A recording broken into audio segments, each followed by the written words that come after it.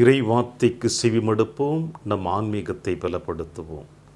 கிறிஸ்து இயேசுவில் பிரியமான அன்பு சகோதர சகோதரிகளே, தவக்கால திருப்பயணத்தை இறை அருளும் ஆசிரோடும் தொடர்ச்சியாக பயணித்து கொண்டிருக்கின்ற உங்களுக்கும் எனக்கும் இன்றைய நாளிலே அன்னையாம் திரு அவை கொடுக்கின்ற செய்தி என்ன என்று சிந்தித்து பார்த்தோம் என்றால், லூக்கா எழுதிய செய்தி 5ஆம் அதிகாரம் இறைவார்த்தை 27 முதல் 32 முடிய தன்னுடைய பணி வாழ்வு, தன்னுடைய மரணம், உயிர்ப்பு பின்னகத்திற்கு பிறகு தொடர வேண்டும் என்பதற்காக இயேசு தேர்ந்தெடுத்த 12 நபர்களில் இந்த லேவி என்கின்ற மத்தேயும் தான். இயேசுடைய அழைப்பை பெற்ற இந்த 12 நபர்களுடைய வாழ்க்கை பின்புலத்தை நாம் சற்று பார்த்தோம் என்றால், உண்மையாகவே இவர்கள் தகுதியுடையவர்களா? நாம் அனைவரும் கொடுக்கக்கூடிய செய்தி என்ன? நிச்சயமாக இல்லை என்று தான் சொல்லுவோம்.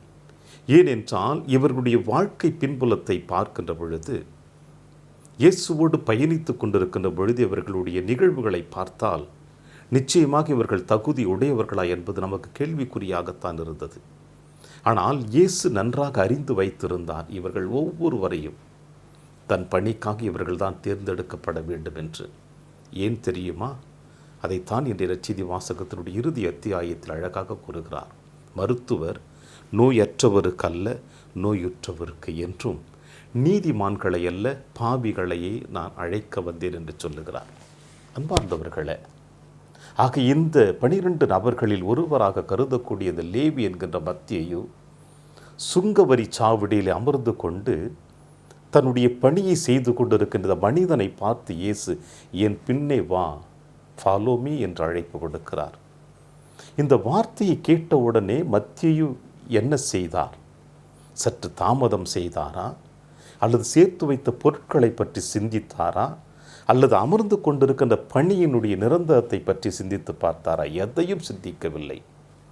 இயேசுனுடைய ஒற்றை அழைப்பு அவருடைய உள்ளத்தின் ஆழத்திலே பதிய ஆரம்பித்த உடனே அனைத்தையும் ஓரம் கட்டி வைத்துவிட்டு இயேசுவை பின்தொடர ஆரம்பித்தார்.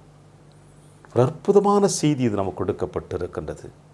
இந்த உலக வாழ்க்கையிலே வாழ்ந்து கொண்டிருக்கின்ற நீங்களும் நானும் நம்முடைய வாழ்க்கை தரத்தில் எப்படிப்பட்ட அழிந்து போகக்கூடிய செல்வத்திற்காக நாம் உழைத்து கொண்டிருக்கோம் என்பதை நினைவு கூர்ந்து, அது நிரந்தரம் அல்ல, நிலையானதல்ல, நிலையான நிரந்தரமான வாழ்வு விண்ணகம் ஒன்றுதான் என்பதை லேவி என்கின்ற மத்தேயு நமக்கு பொட்டில் அடித்தது போல நமக்கு வெளிப்படுத்தி இருக்கிறார். அவர் இதோடு நிறுத்திவிட்டாரா? அவர் செய்த 2வது நிகழ்வை சற்று சிந்தித்து பார்ப்போம் பிரியமானவர்களே.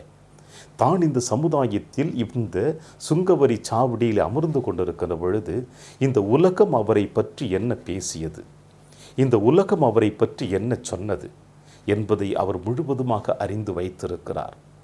பல நேரங்களிலே இந்த வார்த்தைகளினால் ஒதுக்கி வைக்கப்பட்ட தருணத்தினால் அவருடைய உள்ளம் முழுவதுமாக ரணக்களமாக மாற்றப்பட்டு நிம்மதியற்ற ஒரு உறக்கத்தை அவர் சந்தித்திருக்கிறார். ஒரு சில நபர்களை சந்திக்கின்ற பொழுதெல்லாம் தலை குனிந்தவராக கூட அவர் பயணித்திருக்கலாம். இப்படிப்பட்ட மனிதன்தான் இயேசுனுடைய அழைப்பை உணர்ந்தவுடனே தன்னை போல இந்த சமுதாயத்தில் ஒதுக்கி வைக்கப்பட்டிருக்கின்ற, ஓரம் கட்டப்பட்டிருக்கின்ற, தள்ளி வைக்கப்பட்டிருக்கின்ற, நிராகரிக்கப்பட்டிருக்கின்ற எத்தனையோ மனிதர்களை அவர் சிந்தனையில் உள்வாங்கி அந்த அனைத்து நபர்களையும் தன் இல்லம் அழைக்கிறார்.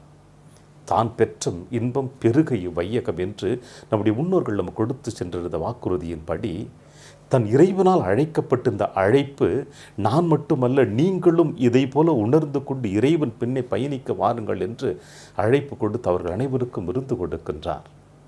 இயேசுவும் அந்த விருந்திலே அமர்ந்து விருந்துண்ண ஆரம்பித்தார். சமுதாயத்தில் உயர்ந்தவர்கள் சொல்லக்கூடிய பரிசெய்ய கூட்டம் இயேசுவினுடைய சீடர்களை பார்த்து, ஏன் உன்னுடைய போதகர் இப்படிப்பட்ட பாவிகளோடு விருந்து உண்கிறார் என்று கேள்விகளை எழுப்புகின்ற பொழுதுதான் சீடர்கள் அல்ல, மாறாக இயேசு பதிலை கொடுக்கின்றார். மருத்துவர் நோயற்றவருக்கு அல்ல, நோயுற்றவருக்கு. நான் நீதிமான்களை அல்ல, பாவிகளையே அழைக்க வந்தேன் என்று சொன்னார். பிரியமான அன்பு தேவ பிள்ளைகளே, இயேசு சுங்கவரி சாவடியிலே மத்தேயுவை சந்தித்து போது போல உங்களையும் என்னையும் பல நேரங்களில் இயேசு சந்தித்து கொண்டுதான் இருக்கிறார். நம்ம கருத்து தெரிந்த நாட்களிலிருந்து எத்தனை தவக்காலத்தை நாம் கடந்து வந்து விட்டிருக்கின்றோம். இத்தனை ஆண்டுகளாக இந்த தவக்காலத்தில் நாம் எடுத்த முயற்சிகள் என்ன? லேவியை அழைத்தது போல உங்களையும் என்னையும் பலவிதமான சூழ்நிலைகள் இயேசு அழைப்பு கொடுத்து கொண்டு தான் இருக்கிறார்.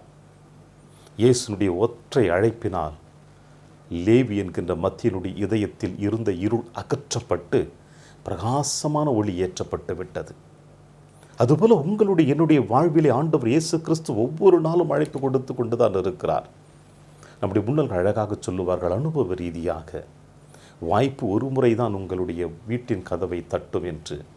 ஆனால் இயேசுவினுடைய அழைப்பு ஒரு முறை அல்ல, நாம் திறக்கின்ற வரையில் அந்த இதயத்தின் வாசல் அருகில் நின்று கொண்டு தான் இருக்கிறார் இயேசு, உங்களையும் என்னையும் கதவை திறக்கச் சொல்லி.